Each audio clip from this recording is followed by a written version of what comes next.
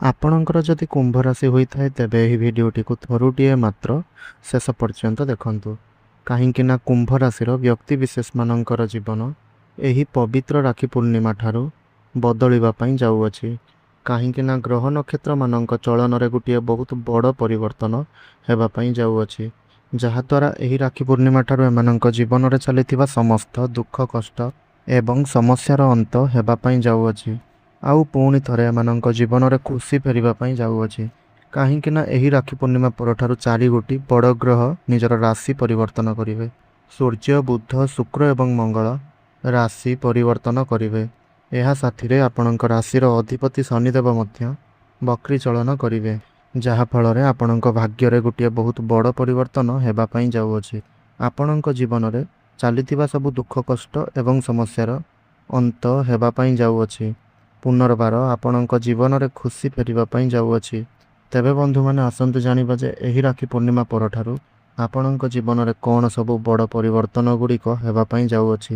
ଏହା ପୂର୍ବରୁ ଯଦି ଆପଣଙ୍କର ବି କୁମ୍ଭ ରାଶି ହୋଇଥାଏ ଏବଂ ଆପଣ ବି ଈଶ୍ୱରଙ୍କୁ, ମହାଦେବଙ୍କୁ ସଚ୍ଚା ହୃଦୟରେ ଭକ୍ତି କରୁଥାନ୍ତି, ବିଶ୍ୱାସ କରୁଥାନ୍ତି, ତେବେ ଏହି ଭିଡ଼ିଓଟିକୁ ଲାଇକ୍ କରି ତଳେ କମେଣ୍ଟ ବକ୍ସରେ ଓମ୍ ନମଃ ଶିବାୟ, ହର ହର ମହାଦେବ ଅବଶ୍ୟ ଲେଖିଦିଅନ୍ତୁ। ଦେଖନ୍ତୁ, ପୂର୍ବରୁ ଗ୍ରହମାନଙ୍କର ସ୍ଥିତି ଖରାପ ଥିବା ହେତୁ ସୂର୍ଯ୍ୟ ଆପଣଙ୍କର ଷଷ୍ଠ ଭାବରେ ଥିବାରୁ ଆପଣଙ୍କର ନାନା ପ୍ରକାରର ସ୍ୱାସ୍ଥ୍ୟଗତ ସମସ୍ୟା ଦେଖାଦେଉଥିଲା। ପରିଶ୍ରମ ତ ଆପଣ କରୁଥିଲେ, କିନ୍ତୁ ସେହି ପରିଶ୍ରମ ଅନୁଯାୟୀ ଆପଣଙ୍କୁ ଫଳ ପ୍ରାପ୍ତି ହୋଇପାରୁନଥିଲା। ଏହା ସାଥିରେ ଧନଜନିତ ସମସ୍ୟା ଦେଖା ଦେଉଥିଲା। ଋଣ ତ ଆପଣ ନେଇଥିଲେ, କିନ୍ତୁ ସେହି ଋଣକୁ ଆପଣ ଶୁଝି ପାରୁନଥିଲେ। ବିନା କାରଣରେ ଘର ପରିବାର ମଧ୍ୟରେ କଳି ଝଗଡ଼ା ଲାଗି ରହୁଥିଲା। ଋଣର ଭାର ଆପଣଙ୍କ ଉପରେ ବଢ଼ି ଯାଇଥିଲା। ଘର ପରିବାରରେ ହସ ଖୁସିର ବାତାବରଣ ନଥିଲା। ଶିକ୍ଷା କ୍ଷେତ୍ରରେ ନାନା ପ୍ରକାରର ସମସ୍ୟା ଦେଖା ଦେଉଥିଲା। ଅନନେସେସାରୀ ଖର୍ଚ୍ଚ ଆପଣଙ୍କର ହେଉଥିଲା। ସମାଜରେ ମାନ ସମ୍ମାନ ଆପଣଙ୍କର ନଥିଲା। ଚାକିରିଟିଏ ଆପଣଙ୍କୁ ପ୍ରାପ୍ତି ହୋଇପାରୁନଥିଲା। ସନ୍ତାନ ସନ୍ତତିମାନଙ୍କ ପାଇଁ ଆପଣ ଚିନ୍ତିତ ରହୁଥିଲେ। ବେପାର ବାଣିଜ୍ୟରେ ଆପଣଙ୍କର ଲସ୍ ହେଉଥିଲା। ପ୍ରେମ ଜୀବନରେ ବି ସମସ୍ୟା ଦେଖା ଦେଉଥିଲା। ତେବେ ଏହିଭଳି କିଛି ଯାହା ବି ସମସ୍ୟା ଆପଣଙ୍କ ଜୀବନରେ ଚାଲୁଥିଲା, ତାହା ଏବେ ଆପଣଙ୍କର ଦୂର ହେବା ପାଇଁ ଯାଉଅଛି। ଆପଣଙ୍କ ଜୀବନରେ ଏହି ରାକ୍ଷୀ ପୂର୍ଣ୍ଣିମା ପରଠାରୁ ପୁଣି ଥରେ ଖୁସି ଫେରିବା ପାଇଁ ଯାଉଅଛି। ଆପଣଙ୍କ ଜୀବନରେ ନୂତନ ସୂର୍ଯ୍ୟ ଉଦୟ ହେବା ପାଇଁ ଯାଉଅଛି। ଦେଖନ୍ତୁ, ଏହି ରାକ୍ଷୀ ପୂର୍ଣ୍ଣିମା ପରଠାରୁ ଶନିଦେବ, ଯିଏକି ଆପଣଙ୍କ ରାଶିର ଅଧିପତି ଅଟନ୍ତି, ଶନିଦେବ ଆପଣଙ୍କର ଦ୍ୱିତୀୟ ଭାବ ମାନେ ଧନର ଭାବରେ ବକ୍ରୀଚଳନ କରିବେ, ଯାହାଫଳରେ ଆପଣଙ୍କର ଧନରେ ବୃଦ୍ଧି ଆସିବ। ପୂର୍ବ ଅପେକ୍ଷା ଆପଣଙ୍କର ଆୟରେ ଅଧିକ ରହିବ। ଯେଉଁ ଆର୍ଥିକ ସମସ୍ୟା ଗୁଡ଼ିକ ପୂର୍ବରୁ ଆପଣଙ୍କର ଲାଗିକି ରହିଥିଲା, ସେଥିରୁ ଆପଣଙ୍କୁ ମୁକ୍ତି ତ ମିଳିବ। ବିଭିନ୍ନ ଦିଗରୁ ଆପଣଙ୍କ ପାଖକୁ ଅର୍ଥର ଆଗମନ ହେବ। ଆକସ୍ମିକ ଯୋଗ, ଯାହାକି ଧନ ପ୍ରାପ୍ତି ହେବାର ଯୋଗ ସୃଷ୍ଟି ହେବ। ଘର ପରିବାର ମଧ୍ୟରେ ଯେଉଁ କଳି ଝଗଡ଼ା, ମନମନାନ୍ତର ଲାଗି ରହିଥିଲା, ସେଥିରୁ ଆପଣ ମୁକ୍ତି ପାଇବେ। ଘର ଆଉ ପରିବାର ମଧ୍ୟରେ ହସ ଖୁସିର ଲହରୀ ଲାଗି ରହିବ।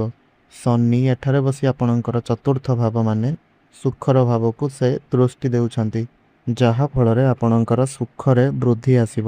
ସବୁ ପ୍ରକାରର ଭୌତିକ ସୁଖ ଆପଣଙ୍କୁ ପ୍ରାପ୍ତି ହେବ। ଆପଣ କିଛି ଭୂମି, ଜମି, ପ୍ରପର୍ଟି, ନୂତନ ଯାନବାହନ, ନୂତନ ଘର ନିର୍ମାଣ କରିପାରନ୍ତି। ଯଦି ମାଆଙ୍କର ସ୍ୱାସ୍ଥ୍ୟରେ ପୂର୍ବରୁ କିଛି ସମସ୍ୟା ରହିଥିଲା, ତେବେ ସେଥିରେ ସେମାନଙ୍କୁ ମୁକ୍ତି ମିଳିବ। ଏହା ସାଥିରେ ଶନି ଆପଣଙ୍କର ଅଷ୍ଟମ ଭାବକୁ ଦୃଷ୍ଟି ଦେଉଛନ୍ତି। ଏହାର ମାନେ ହେଉଛି ଆପଣଙ୍କୁ କୌଣସି ଗୁପ୍ତ ସ୍ରୋତରୁ ଧନର ପ୍ରାପ୍ତି ହୋଇଥାଏ। ପୈତୃକ ସମ୍ପତ୍ତିରୁ ଲାଭ ମିଳିପାରେ। ଯେଉଁମାନେ ସାଇଣ୍ଟିଷ୍ଟ ଅଛନ୍ତି, ରିସର୍ଚ୍ଚ କ୍ଷେତ୍ରରେ ରହିଛନ୍ତି, ଜ୍ୟୋତିଷ ବିଦ୍ୟା ଅଧ୍ୟୟନ କରୁଛନ୍ତି, ସେମାନଙ୍କୁ ଅନେକ ଶୁଭ ଫଳର ପ୍ରାପ୍ତି ହେବ। କୌଣସି ପୁରୁଣା ପ୍ରପର୍ଟି ଆପଣଙ୍କର ସେଲ୍ ହୋଇପାରେ, ଆଉ ମଧ୍ୟ ଆପଣଙ୍କର ହାତକୁ ମୋଟା ଅଙ୍କର ଅର୍ଥ ଆସିପାରେ। ଏହା ସାଥିରେ ଶନି ସେ ମଧ୍ୟ ଆପଣଙ୍କର ଭାଗ୍ୟର ଭାବକୁ ଦେଖୁଛନ୍ତି। ଏହାର ମାନେ ହେଉଛି ଆପଣଙ୍କ ଭାଗ୍ୟରେ ଉନ୍ନତି ହେବ। ଯେଉଁ କାମରେ ଆପଣ ହାତ ଦେବେ, ସେଥିରେ ଆପଣଙ୍କୁ ଶୁଭ ଫଳର ପ୍ରାପ୍ତି ହେବ। କୌଣସି ଧାର୍ମିକ ସ୍ଥାନକୁ ବା ଦୂର ସ୍ଥାନକୁ ଆପଣ ଯାତ୍ରା କରିପାରନ୍ତି।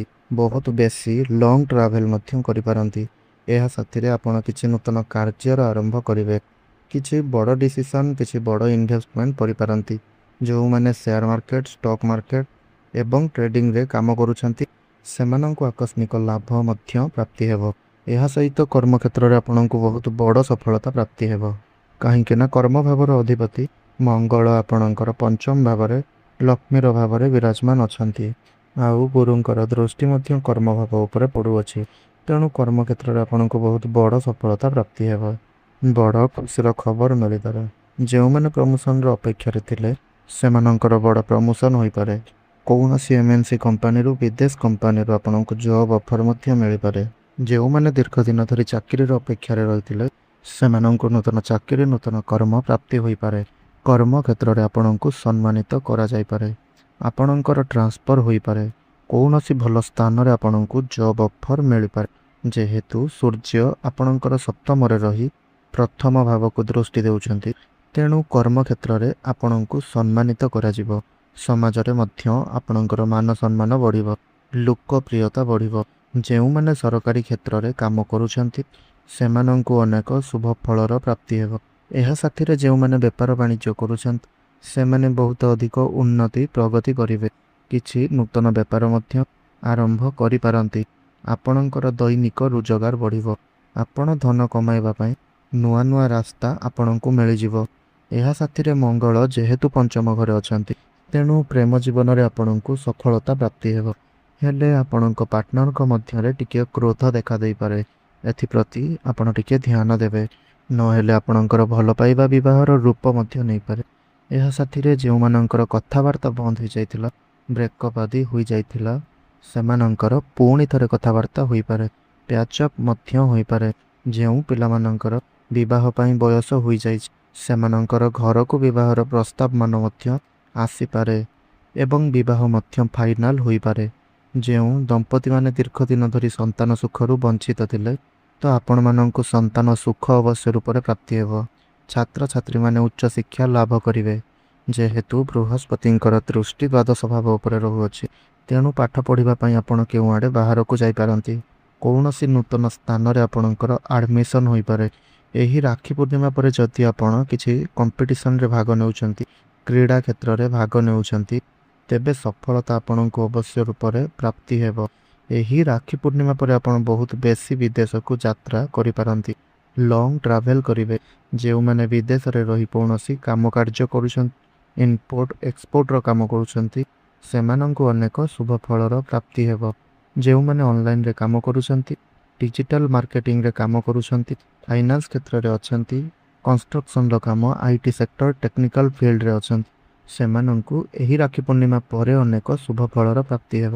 ଯେଉଁମାନେ ପୂର୍ବରୁ ଋଣ କରଜର ମାୟାଜାଲରେ ଫସି ରହିଛନ୍ତି କିମ୍ବା କୌଣସି ଶତ୍ରୁ ଆପଣଙ୍କର କିଛି କ୍ଷତି କରିବା ପାଇଁ ଚାହୁଁଅଛି, ତ ସମସ୍ତ ଋଣ କରଜ ଏବଂ ଶତ୍ରୁମାନଙ୍କ ଠାରୁ ଆପଣଙ୍କୁ ମୁକ୍ତି ମିଳିବ।